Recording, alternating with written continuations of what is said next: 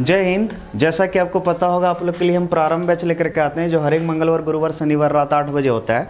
जो भी बच्चे क्लास 12 के हिंदी मीडियम का फिजिक्स पढ़ना चाहते हैं इस बैच को ज्वाइन कर सकते हैं फ्री ऑफ कॉस्ट। कुछ नहीं करना, बस चैनल को सब्सक्राइब करना है और हर एक मंगलवार, गुरुवार, शनिवार रात 8 बजे आपका वीडियो आ जाएगा। बाबू, इसका नाम है विद्युत धारा का चुंबकीय प्रभाव तथा चुंबकत्व। तो उसका डे 3 होगा, तीसरा लेक्चर होने वाला है। याद कीजिए, पिछले दिन हम लोग बायो सावर्त का नियम पढ़ चुके थे। आज हम लोग जो बायो सावर्त का नियम पढ़े थे उसका उपयोग करने वाले हैं, बोले तो अनुप्रयोग करने वाले हैं। क्लियर है? लेकिन स्टार्ट करने से पहले बता देना चाहते हैं, अगर आपको चाहिए कि भाई इसका नोट्स भी हमको चाहिए सर, जो भी पढ़ाते हैं इसका नोट्स चाहिए, तो आप क्या कीजिए, SRD क्लासेस का ऐप डाउनलोड कीजिए। उसमें टेलीग्राम का लिंक होगा, वहाँ से ज्वाइन हो जाइए टेलीग्राम चैनल में, तो वहाँ से आपको इसका नोट्स मिल जाएगा। क्लियर है? SRD क्लासेस का ये जो ऐप है प्ले स्टोर से भी डाउनलोड कर सकते हैं, और आपका मन हो तो सिंपल सा इस वीडियो के डिस्क्रिप्शन से भी डाउनलोड कर सकते हैं। क्लियर है? और किन्हीं को अगर मन है कि सर पेड कोर्स हमको परचेज करना है तो वो भी कर सकते हैं। मात्र जो है अभी 2500 रुपये है। ठीक है, 2500 रुपये में उनका पूरा सिलेबस क्लास 12 का जो है पेड कोर्स का है। उसमें जो है सारा लाइव क्लास वगैरह सब होगा। ठीक है, जो भी पढ़ाएंगे लाइव, और क्लास से डायरेक्ट लाइव आते हैं। जो हम ऑफलाइन क्लास मेरा चलता है वहाँ से लाइव आते हैं, पढ़ने में मज़ा भी ज़्यादा आएगा। क्लियर है? तो चलिए स्टार्ट करते हैं। तो आज का जो टॉपिक है उसका नाम है बायो सावर्त के नियम का अनुप्रयोग। यानी बायो सावर्त का नियम जो पढ़े थे उसका उपयोग करेंगे, बोले तो अनुप्रयोग करेंगे। क्लियर है? तो चलिए देखते हैं। इसमें पहला जो है वो है किसी वृत्ताकार धारावाही कुंडली के केंद्र पर चुंबकीय क्षेत्र का व्यंजक। यानी कोई वृत्ताकार धारावाही कुंडली है, उसके केंद्र पर चुंबकीय क्षेत्र का व्यंजक निकालना। चलो स्टार्ट करते हैं। बहुत ध्यान से देखो, ये एक वृत्ताकार धारावाही कुंडली है। मान लो इस कुंडली में धारा का प्रवाह कितना हो रहा है? I। कितना प्रवाह हो रहा है? I। और इस कुंडली का केंद्र O है और इस कुंडली की त्रिज्या कितना है? R है। ठीक है, हमको क्या करना है, इस धारावाही कुंडली के केंद्र पर चुंबकीय क्षेत्र का व्यंजक निकालना है। लेकिन वो भी किसके सहायता से? बायो सावर्त के नियम के सहायता से। पिछले दिन आपको हम सिखाए थे बायो सावर्त का नियम जो हम लोग उपयोग करते हैं। याद रखिएगा, बायो सावर्त का नियम सिर्फ अल्प धारावाही चालक, छोटे से धारावाही चालक के कारण ही चुंबकीय क्षेत्र बताता है। तो इसीलिए पूरे धारावाही चालक के कारण अगर हम चुंबकीय क्षेत्र निकालना चाह रहे हैं तो वो डायरेक्ट नहीं निकलेगा। सबसे पहले एक अल्प धारावाही चालक का ही निकालना होगा। सबसे पहले हम क्या करेंगे, इस कुंडली में कहीं पर भी एक छोटा सा अल्प धारावाही चालक मान लेंगे, उसके कारण उसके केंद्र पर यहाँ पर चुंबकीय क्षेत्र निकाल लेंगे और फिर इंटीग्रेशन कर देंगे, टोटल चुंबकीय क्षेत्र आ जाएगा। क्लियर है? ध्यान से देखिए। तो हमने क्या किया, ध्यान से देखिए, यहाँ पर जो है एक छोटा सा अल्प धारावाही चालक ले लिया। यहाँ ध्यान से देखिएगा, ये इस अल्प धारावाही चालक की जो लंबाई है वो dl वेक्टर है। ठीक है, अब सिर्फ dl भी ले सकते हैं, dl है। अब जरा ध्यान से देखो, dl और r इसके बीच जो कोण है ये 90 डिग्री है। ये भी याद रखिएगा क्योंकि यहाँ कोण का भी जरूरत पड़ेगा। क्लियर है?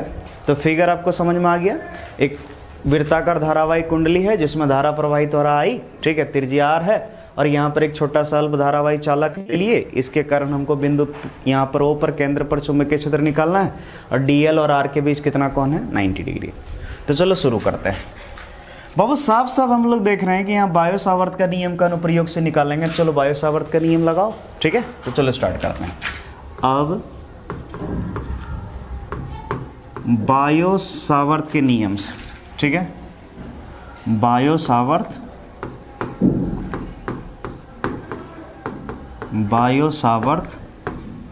के नियम से।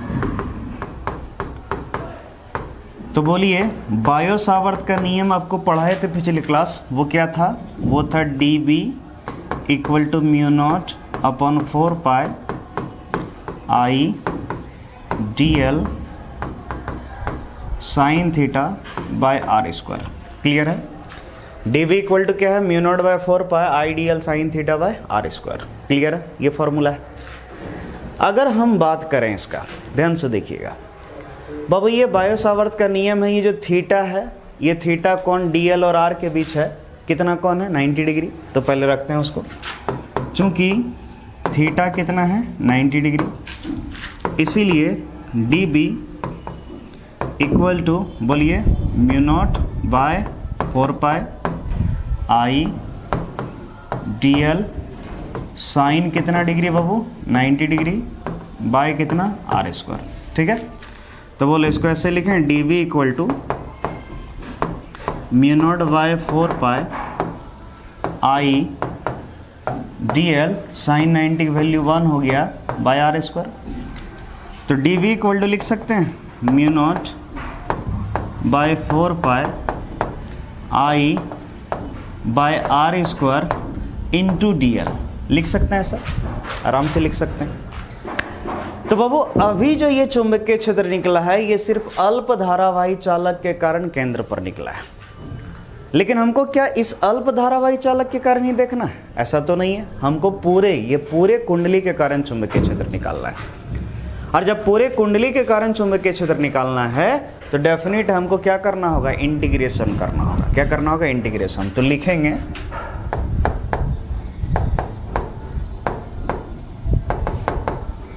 इंटीग्रेटिंग बोथ साइड्स, यानी दोनों तरफ क्या करने पर? इंटीग्रेशन करने पर। चलो करते हैं। बाबा ध्यान से देखो, हमको इंटीग्रेशन करना है दोनों तरफ, तो इंटीग्रेशन क्या हो गया? डी वी इक्वल टू, ठीक है, ध्यान से देखना।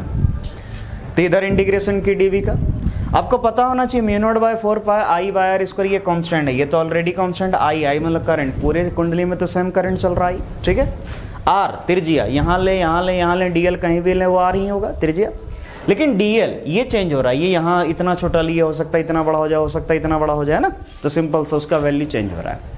तो यहाँ वेरिएबल सिर्फ डीएल है, तो ये सारा कांस्टेंट है, इसको बाहर करके सिर्फ इसका इंटीग्रेशन करना होगा, ठीक है। तो चलिए ध्यान से देखिए, mu naught by 4 pi I by are square, ये वेरिएबल है, सॉरी ये कांस्टेंट था बाहर निकल गया, वेरिएबल सिर्फ कौन है? डीएल, इसका इंटीग्रेशन करना है। अब बात करते हैं डीएल। डीएल का वैल्यू कहाँ से कहाँ तक वेरी कर सकता है, कहाँ से कहाँ तक? तो डीएल अगर शुरू करते यहाँ से यानी 0 से, तो 0 से ज़्यादा यहाँ से यहाँ तक जा सकता था, यानी 2 पाई आर तक। क्लियर है? तो इसका जो वैल्यू है वो 0 से 2 पाई आर तक वेरी करेगा। क्लियर है? तो चलिए ध्यान से देखिए, इसका जो वैल्यू है वो 0 से 2 पाई आर तक क्या करेगा? वेरी करेगा। तो बोलो डीवी का इंटीग्रेशन बी हो गया म्यू नॉट बाय 4 पाई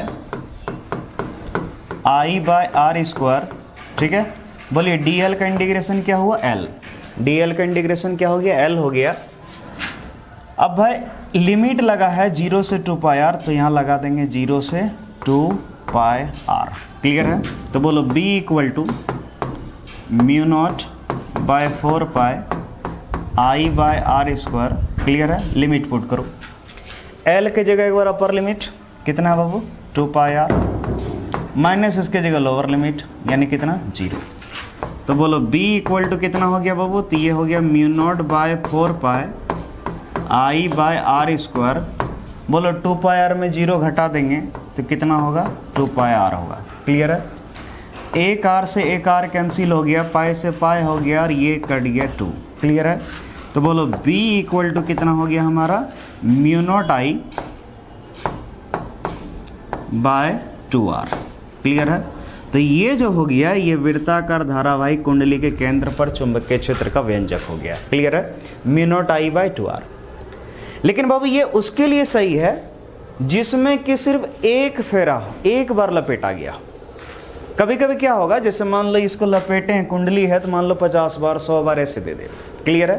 तो कैसे निकलेगा? तो बाबू अगर एक फेरा है, सॉरी पीछे चले आए बाबू, अगर एक फेरा है तो एक फेरा का अगर इतना निकला है तो फेरों की संख्या अगर 2 कर दें तो सिंपल से ये 2 गुना हो जाएगा, 2 टाइम्स हो जाएगा। अगर 3 फेरा कर दे 3 गुना हो जाएगा, 4 फेरा कर दे 4 गुना हो जाएगा। तो मान लो हमको कितना फेरा दिया है वो तो पता नहीं है, तो इसीलिए हम मान लेते हैं फेरों की संख्या कितना हो? n हो। क्या हो? n। तो ध्यान से देखिए, यदि कुंडली की